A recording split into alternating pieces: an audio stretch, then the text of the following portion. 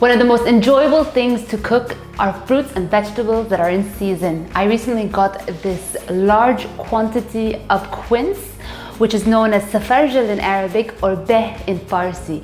And it's a beautiful, fragrant fruit that's perfect for both sweet and savory dishes.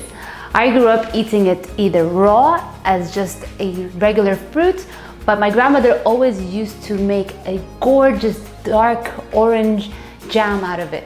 Today I'm going to be showing you how to make the jam in two ways, in chunks and also grated. We'll start by preparing the jam that's cut into large chunks. I'm going to need about 1 kilo, and I'll quickly show you how I cut it. Here I've got my quince, and I'm just going to cut the sides. You can reserve the seeds, and it has very high nutritional value, and it's commonly put into tea. And cut into long strips. You'll notice that I haven't peeled my fruit. I'm gonna leave it skin on. I'm gonna cut my quince into wedges, and with this rigid knife, I will cut them into smaller chunks that give my quince a beautiful shape.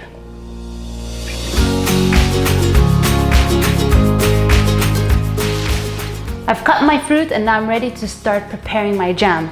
In a large pot, I'm gonna add my cut quince. And to it, I've measured 1 kg of sugar, and I'll top it off with 2.5 liters of water.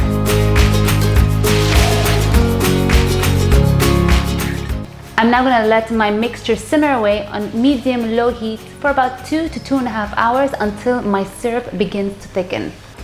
All right, let's start preparing our second variation of my quince jam.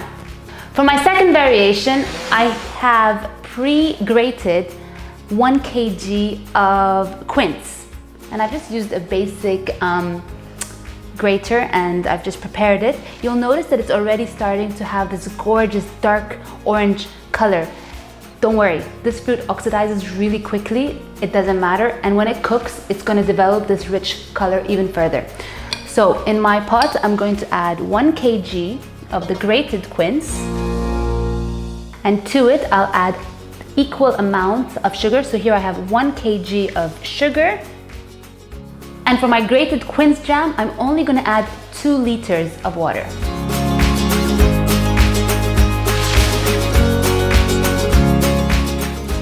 I'm going to give this a little stir and let it also simmer on medium-low heat for about 2 to 2.5 hours until my syrup begins to thicken.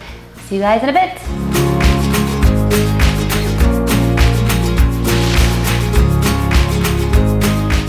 My jam has been cooking away for about 2.5 hours now, and you'll see that the liquid has reduced, the sauce has thickened, and the jam has a beautiful red color that's developing, and it will actually get darker by the time we're finished preparing the jam.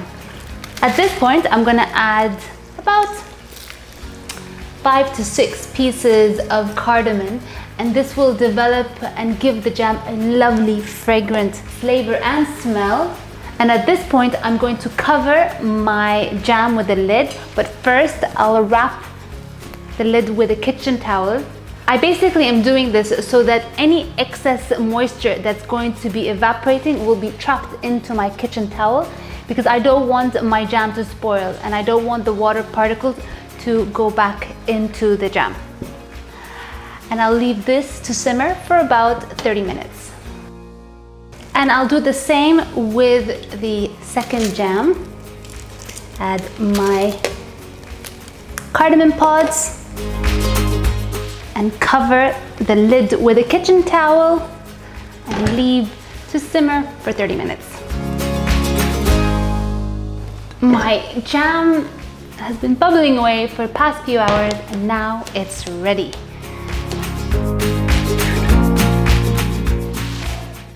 As you can see, the jam has a beautiful, rich color that is incredible.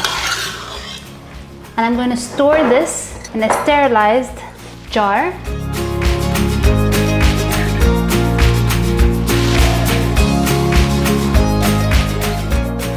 And this is my second jam. Look at that beautiful color. So pretty. And I'm gonna store this in another jar. You'll notice that this is a lot more syrupy. And this is simply because they're chunks of persimmon rather than grated.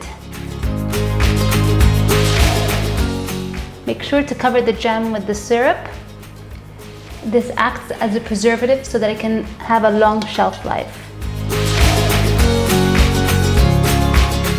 And there you have it, 2 delicious ways to prepare your quince jam. I'm gonna now let these beauties cool down to room temperature before I close the lid and refrigerate.